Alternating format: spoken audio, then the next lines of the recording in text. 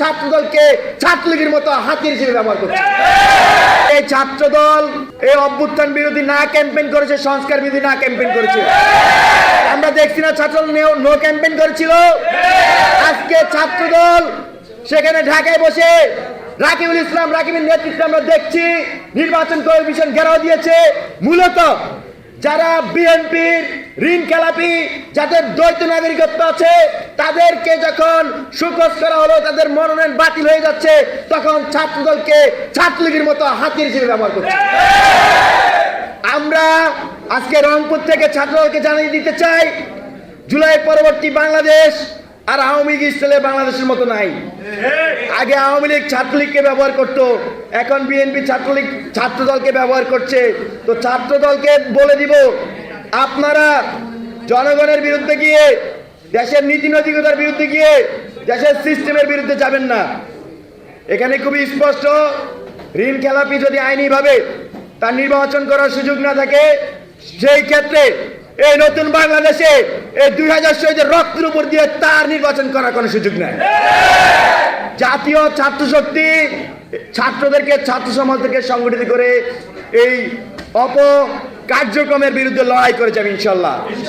আমরা দেখছি না জুলাইতে যখন আমরা আমাদের আন্দোলন করছিলাম, ছাত্রলীগ পাল্টা কর্মসূচি দিত, দেখছিলাম না? যখন কালকে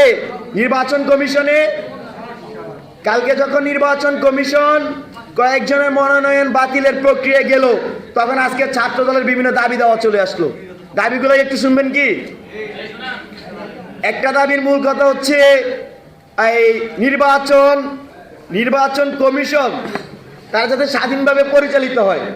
আরে ভাই, নির্বাচন কমিশন স্বাধীনভাবে পরিচালিত হবে, নির্বাচন কমিশনের তো বিএনপির কথাবার্তা ছাড়া উঠে বসে না। আপনারা জানেন যে ওর কি স্বাধীনতা নিশ্চিত করবেন? এটা একটা দাবি। আরেকটা দাবি হচ্ছে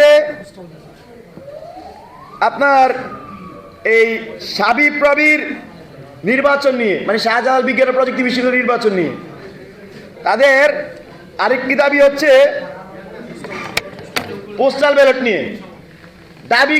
আপনি পোস্টাল ব্যালট আর শাবিপ্রবির যে নির্বাচনের দাবি, এটাকে আপনি রিলেট করতে পারবেন। কমিশনের স্বাধীনতার দাবিটা একদমই যেভাবে লিখছে, আমি ভাষাটা একটু পড়ে শোনাই।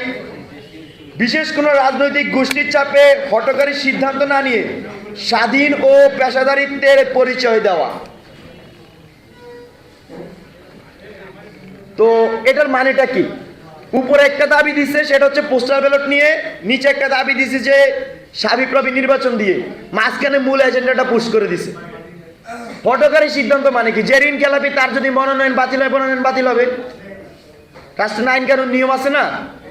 তো ছাত্রদল যদি ছাত্রলীগ স্টাইলের এই অপকর্ম ছাত্রলীগের মতো করে কর্মসূচি করা শুরু করে এবং বিএনপির দুর্নীতিবাজ, চাঁদাবাজ, ঋণ খেলাপিদেরকে এভাবে সেভ দেওয়ার ট্রাই করে, তাহলে সর্বপ্রথম তাদের বিরুদ্ধে প্রত্যেকটি স্কুল, কলেজ, বিশ্ববিদ্যালয় ছাত্রলীগের বিরুদ্ধে দাঁড়াবে।